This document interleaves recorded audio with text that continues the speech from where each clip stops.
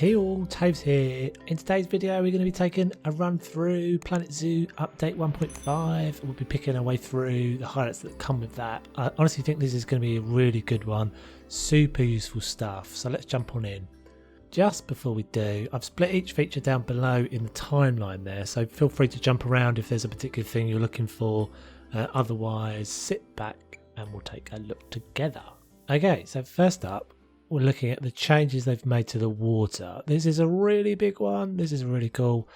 So in the terrain tools now, where the previous options to add and remove water were, you also have this option to select water. So that gives you a new set of controls to tweak exactly how you want that water to look. You can choose from a load of different presets. They've provided a bunch of different presets here. Everything like sort of muddy Amazon water, to, I don't know why you'd ever want this, but green radioactive water, coffee, all sorts of crazy things. And if none of those are what you're looking for, you can choose your own colour from the usual colour picker that we get there. So you can really kind of fine tune that to exactly what you want. Lastly, they give us this awesome little transparency control. So your guests no longer have to squint their way through the glass, guys, desperately trying to see the animals inside. They can see them perfectly. Honestly, I think this is a massive difference, guys. Look at the difference it makes. I'm so pleased we got this. So going alongside that, next up we have another animal given the deep dive mechanic. Yeah, so your Gharials will now dive down and swim about under the water using the deep feeder and all that good stuff. It works exactly the same way as so for the crocs, for example.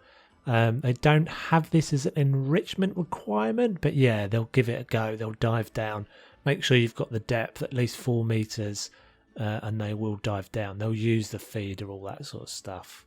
1.5 also sees the addition of a whole bunch of new statues that kind of tie in alongside the career mode progression. So yeah, each career mode level has its own statue, and depending on what level you've achieved on each of those, you'll have the corresponding statues available to use in your zoos. There's stone, which is the base one, which to be honest I'd argue is the best and most useful one. And then there's gold, silver and bronze, as you'd expect. Depending on what level you've hit in each one of those career mode stages, you'll get the corresponding statue. We now have the option to save franchise zoos to both challenge mode and to Sandbox, which for me I think is a super cool addition.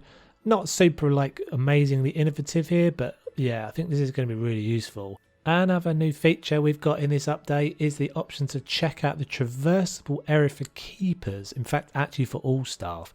Super handy. So up until 1.5 it was impossible to tell exactly where the keepers could get inside the habitat, so that problem has now been entirely removed. You get the option to toggle on the heat map, so switch on the heat maps, press your H key, select the staff traversable area and boom, there you go. So it works exactly like the animals one does. This blue area is everywhere they can get. So yeah, no sort of uncertainty anymore with that. And lastly, and yes, I've saved the best for last, the billboards. So this is a real game changer, guys, I think. It might not seem like it initially, but I think this is going to bring some totally kind of new levels of creativity and richness to certainly my zoos. So I'm going to do a whole other kind of how-to video on this on the channel. But just to give you kind of an overview, we get a whole range of different sizes, some that are kind of backlit and some that are normal. The backlit ones actually look a little bit crisper to me. The ones that are not backlit are a little bit kind of a little bit bright, a little bit kind of over contrast. So every one of these has the option to add your own image. It can be a custom image or even your own custom video in WebM format.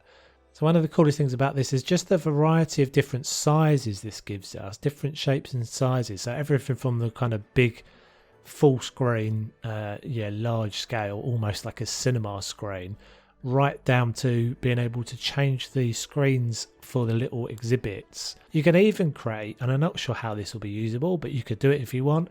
You can customize the audio that comes out of the little speakers. So as I said, I'm going to have a more thorough video coming out on that soon. But for now, that's going to be it on this one. Do let me know what you think of the patch down below, guys, in the comments, or if I've missed anything, yeah, do feel free to drop that in the comments. As usual, don't forget to like and subscribe. My name is Toves, and I will catch you on the next one. Take it easy.